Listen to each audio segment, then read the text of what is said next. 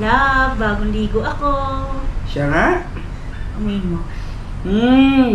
Ang bango.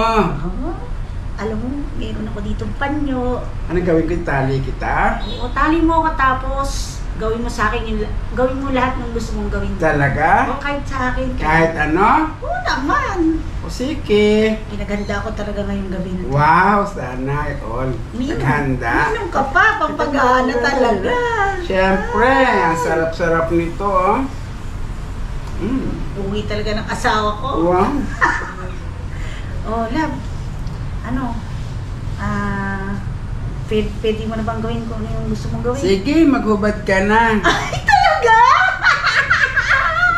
Ang bait talaga ng asawa ko. Isang salita ako lang, pinagbibigyan ako. Ayan, may pampagana pa.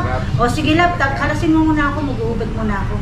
Tapos, itatali mo pa ba ako doon? Hindi na. Hindi na. Ay, sige.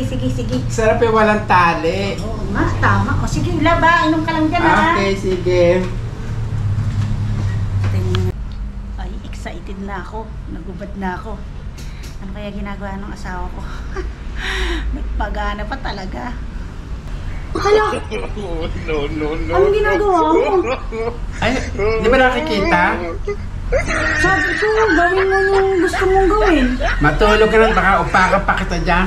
Hala! Narampa ako. O, di ba? Mas maganda pa ako, o. Hala! Abnoy?